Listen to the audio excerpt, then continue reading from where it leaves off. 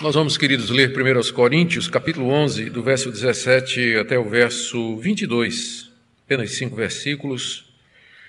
Eles são preparatórios para o miolo da segunda parte do capítulo 11, que é a respeito da ceia do Senhor. Aqui nesses versículos o apóstolo Paulo fala a respeito da festa do amor, sobre a qual eu vou explicar mais adiante do que é que se trata.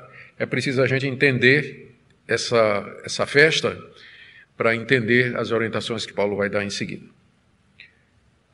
Então, está aí, 1 Coríntios 11, 17 a 22. Mas nisto que agora prescrevo, não posso elogiá-los, porque vocês se reúnem não para melhor, e sim para pior. Porque, antes de tudo, estou informado de que, quando se reúnem na igreja, existem divisões entre vocês, e eu, em parte, acredito que isso é verdade.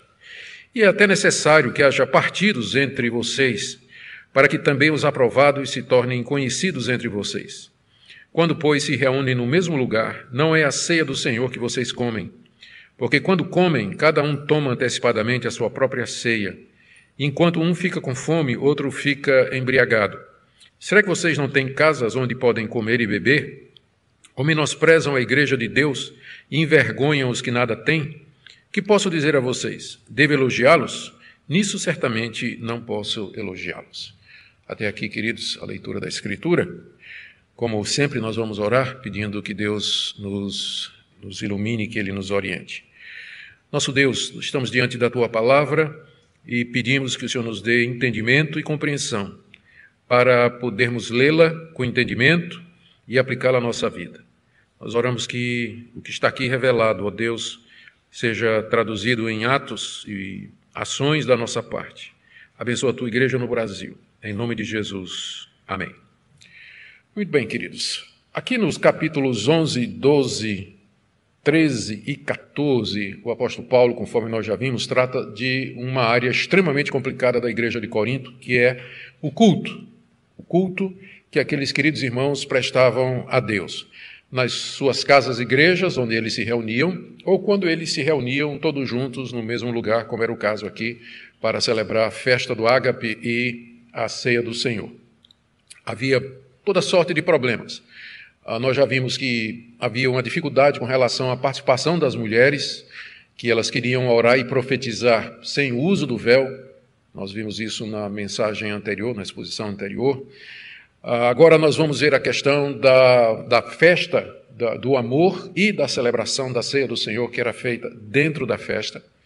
Depois nós vamos entrar na questão dos dons espirituais, isso aí vai levar bastante tempo, nós vamos gastar o capítulo 12 todinho, depois um parênteses onde Paulo fala de alguma coisa que é superior aos dons, que é o amor, está no capítulo 13, e aí no capítulo 14, onde ele faz uma comparação entre profecia e línguas, terminando com algumas orientações práticas a respeito do culto. Então, como vocês estão vendo, a gente tem um longo caminho pela frente, e nenhuma dessas questões é pacífica, né? Todas elas são questões polêmicas e que têm, inclusive, nos dividido os evangélicos nas décadas mais recentes. Mas aqui nós estamos, então, na parte onde o apóstolo Paulo vai tratar dos problemas relacionados com a celebração da ceia do Senhor na igreja de Corinto. A ceia do Senhor foi instituída pelo próprio Senhor Jesus. Ele fez isso na noite em que ele foi traído, depois da refeição da Páscoa, enquanto ele comia com seus discípulos, e juntamente com o batismo se tornou um dos 2 sacramentos da igreja. A igreja protestante, ela aceita apenas 2 ordenanças. Os batistas chamam de ordenanças e os presbiterianos chamam de sacramentos, mas é a mesma coisa. Então, existem apenas 2 ordenanças ou dois sacramentos que eram para ser celebrados pela igreja até a vinda do Senhor Jesus, que é o batismo e a ceia do Senhor. Então, seguindo esse ensinamento dos apóstolos, que por sua vez estava baseado no ensinamento de Cristo, a igreja de Corinto se reunia regularmente para celebrar a ceia do Senhor e para ter esse momento, essa ocasião festiva em que todos estavam juntos para uma refeição comum. Quero ver com vocês, então, a respeito desta festa, chamada festa de fraternidade, ou festa do ágape, ou ainda festa do amor, como ela era celebrada na Igreja Apostólica no primeiro século, quais os problemas que havia com essa celebração na igreja de Corinto e por que a gente não celebra mais hoje. Então, tem tudo isso que nós queremos ver hoje à noite. Vamos começar, então, entendendo o que era essa festa do amor ou do ágape. É evidente que o apóstolo Paulo, você me pergunta de onde é que eu estou tirando aqui essa ideia de uma festa. É porque o apóstolo Paulo está dizendo aí no verso 21, quando comem, cada um toma antecipadamente a sua própria ceia, enquanto um fica com fome e o outro fica embriagado. Então, ficar com fome, um ficar com fome e outro ficar embriagado, não faz sentido com um pedacinho de pão desse tamanho e um cálicezinho de vinho desse tamanho aqui, não é? Não faz sentido. Então, Paulo está falando de outra coisa, E é exatamente aqui que entra essa nossa consciência e descobrimento de que os cristãos do primeiro século regularmente se reuniam para comer juntos, beber o cálice, beber o vinho, né, que com certeza não era suco de uva, senão não faz sentido falar em embriaguez aqui, não é? Suco de uva forte esse, não é? Deixava o pessoal embriagado. E, é claro, ninguém ficava embriagado, obviamente, isso aí era claramente pecado no Novo Testamento e no Antigo também, não é? E durante essa celebração, eles realizavam a ceia do Senhor. Isso era alguma coisa que acontecia, ou que aconteceu desde o início da igreja cristã. O que é que eles faziam? No dia do Senhor, primeiro dia da semana, em comemoração à ressurreição de Cristo, os cristãos se reuniam num determinado lugar e aparentemente não era cada um na sua casa. Era um lugar só, senão Paulo não dizia aqui, vocês não têm casa onde vocês podem comer? Então é óbvio que era um lugar comum para todos os cristãos, não era nas casas. Embora eles se reunissem nas casas, mas essa celebração era num local específico, um local comum. E aí cada um trazia de casa alimentos e bebida. Cada um trazia de casa. Havia membros que eram pessoas de posses, por exemplo, Sóstenes, o tesoureiro da cidade de Corinto, era membro da igreja, se converteu com a pregação de Paulo. E certamente o tesoureiro da cidade não era uma pessoa de poucos recursos. E com ele outros, da elite da sociedade de Corinto, que haviam se convertido a Cristo. Então, eles traziam para esses encontros uma lauta refeição, que era para ser compartilhada com outros membros da igreja que não eram ricos. Paulo fala aqui de gente que ficava com fome, né, e gente que não tinha, inclusive, onde morar. Vocês envergonham aqueles que não têm onde morar, ele diz aqui no final. Então, aponta para a existência de pessoas de baixa condição social ou de uma situação muito apertada, o que também já nos revela, já de antemão, que a composição da igreja cristã apostólica, a igreja cristã nos seus primórdios, era bastante variada. Você tinha pessoas ricas, você tinha pessoas pobres, você tinha pessoas da elite, gente muito capaz, da nobreza, e você tinha também escravos, você tinha donas de casa, órfãos, viúvas, pequenos comerciantes, diaristas, gente que trabalhava na agricultura, pequenos agricultores. Era bastante variado. O que os unia era a fé no Senhor Jesus Cristo. Era isso que os unia. E era isso que eles queriam celebrar quando eles se juntavam. Cada qual trazia um pouco de comida da sua casa, eles repartiam entre si e juntos eles comemoravam a ceia do Senhor, apontando para a unidade que havia entre eles, o amor que deveria haver entre eles e o cuidado de uns para com os outros. Provavelmente era nessas festas, que a gente não sabe com que frequência eram celebradas, provavelmente, como eu disse, uma vez por semana, aos domingos, era nessas ocasiões que muitos dos membros pobres de Corinto tinham a oportunidade, quem sabe até de comer carne. Porque fora disso eles não tinham a menor condição de comer carne, não é? Mas no domingo eles poderiam, quando a igreja se reunia no primeiro dia da semana, eles podiam então ali participar daquela comida gostosa que era trazida pelos irmãos mais ricos. O que acontecia então era que durante aquela festa, chamada Festa do Amor, Festa do Ágape, eles, a uma determinada altura, a liderança da igreja, ali presente, separava um pedaço de pão e um cálice, dava graças, abençoava e eles repartiam entre si. Eles comiam do mesmo pão, bebiam do mesmo cálice, celebrando a ceia do Senhor, conforme Jesus havia dito, como ele tinha dito, né? Quando eles se reuniram na noite da Páscoa, na noite que foi traído, Jesus Cristo tomou o pão, partiu, deu aos discípulos e disse: isso é o meu corpo que é dado por vós, fazei isso em memória de mim. Depois ele pegou o cálice E igualmente distribuiu e disse: esse é o cálice da nova aliança no meu sangue, que é dado por muitos para a remissão de pecados, bebei dele todos.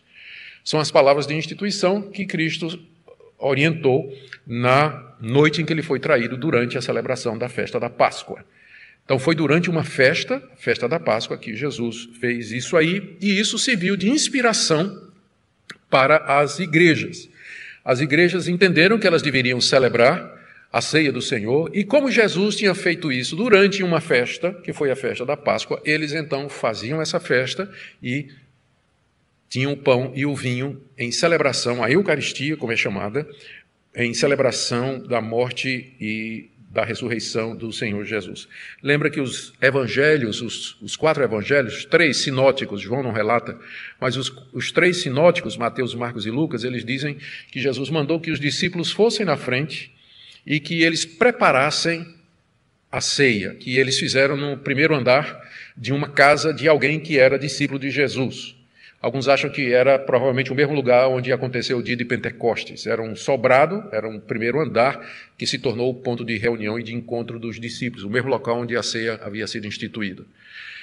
E os discípulos fizeram isso, e o texto dos evangelhos diz: enquanto comiam, Jesus pegou o pão e disse: é o meu corpo, pegou o cálice e disse: é o meu sangue. Então, os discípulos entenderam que era assim que eles deviam fazer: celebrar uma festa, um banquete comum, e no meio da festa, no meio do comer juntos, eles paravam para comer o pão e beber o cálice em memória do Senhor Jesus. Então, era essa a festa, que veio a ser chamada da festa do amor, porque era uma expressão do amor deles por Cristo e do amor deles uns para os outros ao compartilhar os seus alimentos. Nós encontramos vários sinais dessa festa no Novo Testamento. Eu queria que você agora me acompanhasse em algumas passagens, talvez você nunca prestou atenção, mas eu espero que hoje à noite, pelo menos, fique claro isso aí. Por exemplo, logo no início da igreja, no livro de Atos, nós lemos no capítulo 2, deixa eu me separar aqui, deixar aqui minha passagem marcadinha, vamos lá. Em Atos, capítulo 2, quando nós temos uma descrição da igreja apostólica lá em Jerusalém, logo depois do dia de Pentecostes, é dito o seguinte, no verso 42, perseveravam na doutrina dos apóstolos e na comunhão, no partir do pão e nas orações. Aqui você vê uma referência ao estar juntos para celebrar o Evangelho de Cristo. A mesma coisa você vê no verso 46. Diariamente perseveravam unânimes no templo, partiam pão de casa em casa e tomavam suas refeições com alegria e singeleza de coração. Que refeições é essa? Talvez até o dia de hoje você pensou que um ia na casa do outro almoçar. E se isso não for uma referência a essas festas da fraternidade? O que é muito mais provável. Tomavam essas refeições com alegria e singeleza de coração. Ainda aqui no mesmo livro de Atos, no capítulo 20, se você quiser prosseguir, nós chegamos naquele famoso episódio de Eutico, aquele menino que pegou no sono enquanto Paulo pregava, né? E vocês reclamam quando a gente prega 50 minutos. Atos capítulo 20, do verso 42 em diante, nós lemos que durante a pregação de Paulo, esse menino caiu no sono, né? Caiu no sono e caiu da janela. E nos diz aqui, capítulo 20, a partir do verso... Opa, peguei errado. Do verso 7, perdão. Primeiro dia da semana, nós nos reunimos a fim de partir o pão. Primeiro dia da semana, como eu disse, o dia do domingo, era o dia preferido para eles fazerem isso. Primeiro dia da semana, Paulo se reuniu com a igreja para partir o pão. E aí Paulo vai pregando, vai falando, o Eutico cai da janela, morre, Paulo desce, ressuscita o menino, eles sobem, e diz aí no verso 11, subindo de novo, Paulo partiu o pão e comeu. E lhes falou ainda muito tempo até o amanhecer. E então conduziram o rapaz vivo e ficaram grandemente confortados. Mais uma referência a esse comer juntos como expressão da comunhão e da unidade que eles tinham em Cristo Jesus. Na carta de Judas, lá para o final, para quem nunca leu Judas, está coladinho aí Apocalipse. Judas aqui não Iscariotes. Judas aqui é o irmão menos conhecido de Jesus. Judas de Tiago. Judas, verso 12. Não tem capítulo, né? Tem um capítulo só, então a gente geralmente omite, só diz o versículo. Judas 12. Judas aqui está reclamando dos falsos profetas que tinham entrado na... Não fui eu não, viu? Isso aí foi... Ah, foi você, pastor? Está perdoado. Está perdoado. 12. Aqui Judas está reclamando dos falsos profetas que tinham entrado lá na igreja, nas igrejas, e que eram imorais, eram libertinos, e Judas aqui está reclamando deles, verso 12. Esses são como rochas submersas nas festas de fraternidade que vocês fazem. Está claro aqui, não é? São rochas submersas nas festas de fraternidade que vocês fazem, banqueteando-se com vocês sem qualquer receio. Eles aproveitavam as festas de fraternidade, se infiltravam nas igrejas para ali fazer adeptos para as suas doutrinas. Na segunda carta de Pedro, você tem uma referência similar. Segunda de Pedro, no capítulo, deixa eu ver aqui. Segundo de Pedro, capítulo 2, verso 13. Encontram prazer na satisfação de seus desejos libertinos em pleno dia. Como manchas e defeitos, encontram satisfação nas suas próprias mentiras, enquanto se banqueteiam com vocês. Mais uma vez, uma referência a banquete, festa, onde se comia junto. Com o tempo, então, eu creio que está claro, né? Você tem pelo menos 4 ou 5 textos que falam da existência dessas festas onde os cristãos se reuniam e ali celebravam a ceia do Senhor. Com o tempo, vários problemas começaram a surgir relacionados com essa festa. E a gente percebe como a nossa natureza pecaminosa, ela corrompe tudo em que toca, inclusive as coisas boas. Uma prática tão boa, uma prática tão bonita, inspirada na noite da ceia, a última noite do Senhor Jesus, ela começa a sofrer deturpações e ser ocasião para uma série de problemas e pecados dentro da igreja. Por conta dos abusos que surgiram, vou mencionar alguns aqui, com os abusos que surgiram, a ceia foi finalmente separada da festa, final do século I, por conta dos abusos. Já no século II, separaram. Uma coisa é a festa de fraternidade, a festa do amor, outra coisa é a celebração da ceia. Por que é que eles separaram? Porque estava difícil celebrar a ceia do Senhor por causa dos problemas relacionados com esses cristãos todos juntos para comer e beber. Então dava problema, resolveram separar, final do século II já se separava, mas a festa do ágape continuava sendo celebrada pelas igrejas. Ela continuou pelo início da Idade Média, mas sempre com problemas. Agostinho, conhecido pai da igreja do século IV, faz uma série de reclamações com a celebração, com os abusos que aconteciam nessas festas, quando os cristãos se juntavam para comer e beber. E alguns concílios da igreja, como o de Laodiceia, por exemplo, tentou resolver ou diminuir ou sanar esses abusos sem que tivesse sucesso, e finalmente os concílios de Cartago e Orleans, no século VII, finalmente proibiram a festa do amor. E, inclusive, ameaçaram com excomunhão quem promovesse ou participasse de alguma festa desse tipo, no século VII. Você vê como uma coisa boa, com o tempo, ela se deturpa por conta do pecado do coração das pessoas. Hoje, então, aqui está a razão pela qual, agora você sabe, que nós celebramos a ceia do Senhor em separado. Não era assim no início, era na festa. Mas hoje a gente celebra em separado. A ceia do Senhor, ela não está ligada mais à festa do amor. Embora em algumas igrejas, por exemplo, a igreja ortodoxa e algumas igrejas orientais, elas até hoje têm a festa do ágape, mas também separadas da ceia do Senhor por conta dos abusos, mas mantém a festa. Aqui no Ocidente, essa festa ela desapareceu. Pode ser que aqui e acolá apareça uma igreja que queira fazer um evento, não é? Vamos juntar todo mundo para um churrasco e tudo, não é? Mas não era como no século I, onde isso era feito todo domingo, né? Regularmente. Pode ser que tenha alguma outra igreja menorzinha, né, que consiga fazer isso, mas hoje em dia não é mais prática. Tudo isso acabou. E algumas pessoas acham que o que contribuiu decisivamente para que se separasse a ceia da fraternidade, da festa da fraternidade, e finalmente para acabar com essa festa, foi as orientações de Paulo aqui, à igreja de Corinto. Paulo, profeticamente, já previu o que é que ia acontecer e que veio a se tornar realidade no século VII. Qual o problema, então, nos ágapes que havia na festa na igreja de Corinto? Eles se reuniam regularmente para comer e beber e celebrar ceia, mas o que é que acontecia durante o evento que despertou essa preocupação do apóstolo Paulo? São duas coisas. Primeira está aí no verso 18, vamos voltar aqui para 1 Coríntios, capítulo 11. Ele diz no verso 17, nisso que agora prescrevo não posso elogiá-los porque vocês se reúnem não para melhor, sim para pior. Porque antes de tudo estou informado de que quando se reúnem na igreja, existem divisões entre vocês e eu em parte acredito que isso é verdade. O que é que estava acontecendo quando aqueles irmãos se reuniam para a festa do amor?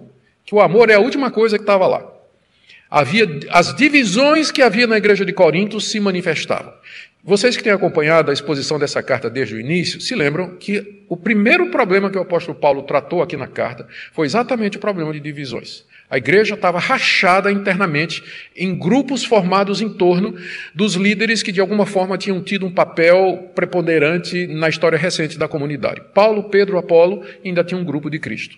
Estavam rachados, brigados entre si, faziam comparações, havia contendas, havia ciúmes, havia discórdia entre eles. E aí, provavelmente, quando eles se juntavam, pau quebrava. Por enquanto, nas casas, tudo bem. Mas aí, quando era a festa do ágape, que todo mundo, toda a comunidade estava reunida, e aí começava a discussão. Quem é o melhor pregador? Paulo é melhor do que Apolo? Apolo é mais eloquente, mas Pedro é o líder dos apóstolos. Eu fui batizado por Paulo, eu fui batizado por Apolo. E aí, a briga começava. E aí vinha a discórdia, vinha o dissentimento, a ira.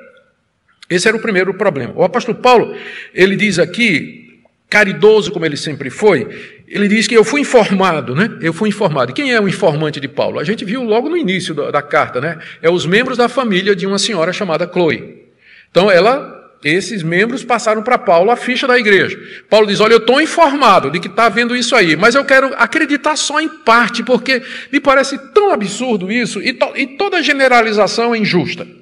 Então, eu acredito que, pelo menos em parte, isso é verdade.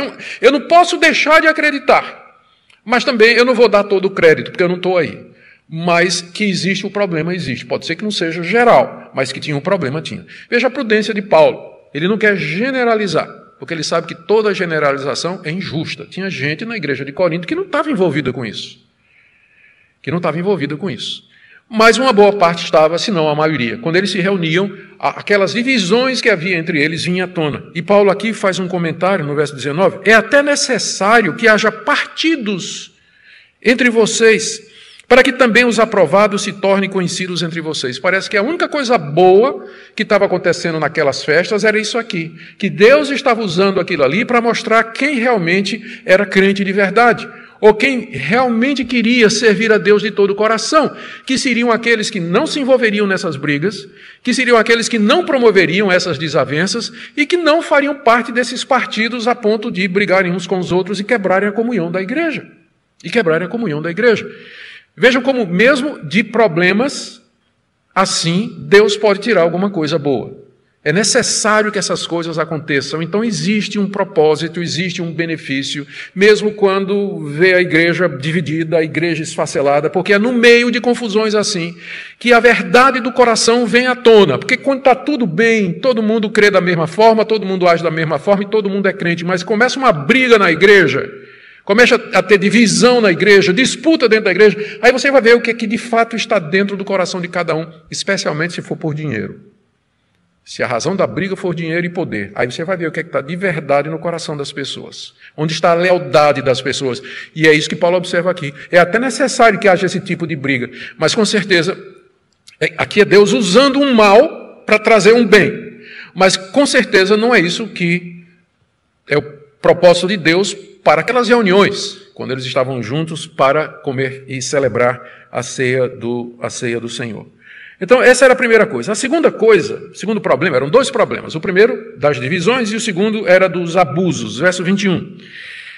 Paulo diz no verso 20, quando, pois, se reúnem no mesmo lugar, não é a ceia do Senhor que vocês comem. Porque quando comem, cada um toma antecipadamente a sua própria ceia, enquanto um fica com fome e outro fica embriagado. O que estava acontecendo? Alguns desses irmãos mais ricos, que tinham mais recursos e que levavam muita comida, eles, então, chegavam, colocavam ali na mesa, né, puxava para si e começava a comer. E os pobrezinhos, né, que iam lá, que às vezes nem levavam nada porque não tinham que levar, ia com fome, né, porque aquele era o único momento durante a semana em que poderia ter uma refeição que poderia ser digna desse nome. De repente não tinha nada, porque o pessoal avançava e todo mundo comia na frente do outro. Todo mundo comia na frente do outro. E aí a mesma coisa com o vinho. O vinho que era simbólico, o vinho que era para alegrar o coração, o pessoal começava a beber demais. E o resultado era gente que ficava embriagada, bêbados na ceia. Você pode imaginar isso? Que suco de uva, né? O pessoal ficava bêbado mesmo. E aí, é claro, uma vez que esse era o clima, como é que podia celebrar a ceia do Senhor? Não fazia sentido celebrar a ceia do Senhor. Gente chateada porque não comeu, gente empanturrada porque comeu demais, gente com raiva porque não sobrou nada, gente embriagada. O clima não era definitivamente um clima espiritual apropriado para qualquer exercício de natureza religiosa. Alguns, então, ficavam dessa maneira. Olha como Paulo aborda o problema. São 5 coisas que eu vou dizer aqui, bem rápido para a gente terminar. Primeiro, Paulo não podia elogiar a igreja de Corinto com relação a isso. Ele tinha feito um elogio, aí no capítulo 11, no verso 2, eu elogio vocês, porque em tudo vocês lembram de mim e retêm as tradições como eu transmiti para vocês. Mas agora, verso 17, nisso que eu vou prescrever, eu não posso elogiar vocês. Paulo já começa, olha, nesse ponto aqui, vocês estão totalmente reprovados. Eu não posso falar bem de vocês, eu não posso elogiar vocês. E a mesma coisa que ele diz no final do verso 22. Que posso dizer a vocês? Devo elogiá-los? Nisso certamente não posso elogiá-los. Eu não posso falar bem de vocês, eu não posso aprovar vocês, porque isso que vocês estão fazendo, de fato, é uma coisa muito errada. Segunda coisa que Paulo diz é que a reunião deles era, na verdade, para pior. Estava fazendo mais mal do que bem. Veja aí no que ele diz no final do verso 17. Porque vocês se reúnem não para melhor, e sim para pior. Já pensou uma reunião da igreja que é para pior e não para melhor? Uma reunião que faz mais mal do que bem. Veja a situação em que essa igreja estava. Veja a gravidade do problema. O apóstolo Paulo está dizendo, olha, essa reunião de vocês aí, essa festa que vocês estão celebrando, a festa que vocês estão celebrando, e no meio dela a ceia do Senhor, isso aí está sendo pior para vocês. Isso aí não está sendo para o bem de vocês. Terceira coisa, ele diz aqui, terceira abordagem, no verso 20, quando, pois, vocês se reúnem no mesmo lugar, não é a ceia do Senhor que vocês comem. Tem 2 possibilidades de interpretação aqui. Paulo está dizendo, está tão errado, o clima está tão errado, e a atitude de vocês é tão errada, que isso que vocês fazem de pegar o pão e beber o cálice, ainda que vocês digam em memória de Cristo e digam aquelas palavras que Jesus disse, isso não é a ceia. Porque o que faz a ceia não é somente a ortodoxia do método e dos elementos. Pão e vinho, ou suco de uva, separado e distribuído dessa forma. Só isso não faz a ceia. O que faz com que seja, de fato, um meio de graça que abençoa é a atitude das pessoas. É o clima espiritual da igreja. De repente você pode ter uma ceia celebrada ortodoxamente, dentro de todos os parâmetros, e não é a ceia do Senhor. Como era o caso da igreja de Corinto. O problema deles não era que eles não sabiam o que era o pão e o cálice. Eles sabiam o que era o corpo e o sangue do Senhor. E faziam aquilo em memória dele. Mas a atitude deles era tão errada que Paulo diz, não é a ceia. Essa é a primeira possibilidade de interpretação dessa passagem. A outra é que Paulo está dizendo, quando vocês se reúnem, o interesse de vocês não é celebrar a ceia do Senhor, mas é comer e beber. Esse é o interesse de vocês. Faz sentido, não faz? Quanta gente vem à igreja e não está interessada na pregação, não está interessada na comunhão espiritual, não está interessada na celebração do Senhor, está interessada em outra coisa, já que não tem comida e bebida, mas tem outros ídolos, tem outros motivos. Algumas coisas que podem parecer lícitas, que é algo mais lícito do que comer e beber, mas aquilo que é lícito, quando é procurado da maneira errada, no lugar errado, se torna um ídolo, que era o que estava acontecendo com aquela igreja, e o que é que acontece em muitas também. As pessoas vêm para a igreja, mas não têm atitude de adoração, não têm espírito de adoração, não percebem o que está sendo realizado ali. E Paulo diz, não é a ceia do Senhor que vocês estão interessados, ou não é a ceia do Senhor que está sendo celebrada aí por conta da atitude de vocês. Quarto lugar, uma repreensão que Paulo faz, que devia deixá-los envergonhados, está aí no verso 22. Será que vocês não têm casa onde podem comer e beber? O que mostra que essa reunião não era nas casas, não é? Era em algum lugar, senão essa palavra aqui não faz sentido. Vocês não têm casa onde vocês podiam ter comido e bebido antes de vir para cá? Mas vocês vêm aqui com fome, e aqui vocês começam a comer, começam a beber, que quando chega a hora da ceia, ninguém mais está em condição espiritual, não tem mais disposição mental apropriada para celebrar a ceia do Senhor. Será que vocês não têm casa onde podem comer e beber? Ou menosprezam a igreja de Deus e envergonham os que nada têm? Aqui a repreensão é dirigida mais aos ricos, que avançavam na comida, bebiam, e os pobres ali ficavam olhando, frustrados, amargurados por conta daquela situação toda. E por último, Paulo não podia elogiá-los, né? Já mencionei que está aí no verso 22. Então, queridos, é nesse contexto que o apóstolo Paulo vai explicar para os coríntios, mais uma vez, o que é a ceia do Senhor. E por que é necessário que as pessoas participem com uma atitude mental apropriada, uma disposição espiritual que seja adequada, porque senão é um mero rito religioso. É comer um pedaço de pão e beber um cálice de suco de uva, só. Não vai valer nada, não vai valer nada. E é o que nós vamos ver na próxima segunda-feira, mercê de Deus, a partir do verso 23 até o 33, final do capítulo 11, onde as instruções que Paulo dá a respeito da celebração da ceia do Senhor da forma correta. Deixe-me partir aqui para algumas aplicações. A primeira aplicação, eu já antecipei, que é a importância da atitude espiritual correta para que nós participemos dos cultos e especialmente da ceia do Senhor. Como eu disse, não basta termos os elementos corretos, não basta termos uma liturgia que seja bíblica, que seja ortodoxa, que seja correta. Tem muita gente que faz uma confusão medonha, né? Que talvez devia fazer mesmo. Uma liturgia, né? Ela tem que ser uma ordem de culto, o culto tem que seguir uma determinada ordem, tem que ser assim, não pode ter bagunça, não pode ser... Mas não é só isso que faz o culto aceitável diante de Deus.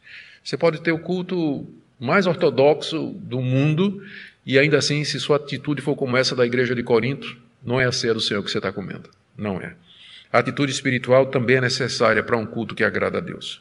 Segunda aplicação, é possível uma igreja que se reúne em casas. Tem muitos irmãos que acham que as igrejas deveriam se reunir nas casas devido aos abusos que se faz em torno do templo. As pessoas adoram o templo, as pessoas idolatram o templo como se Deus estivesse aqui no templo, etc.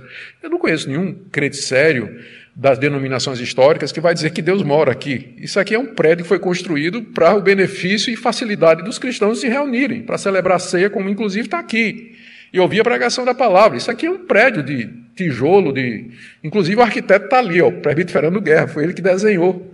Então, é uma coisa de homens, claro. A igreja pode se reunir em qualquer outro lugar? Sim. Eu me lembro durante o tempo em que, Fernando, a igreja estava ali em frente ao Hospital da Restauração, que foi preciso fazer uma reforma, porque não cabia mais o espaço, né? A igreja estava lotando. A gente se reunia no auditório do Colégio Americano Batista. Alugava lá e todo domingo a gente estava lá no auditório do Colégio Americano Batista.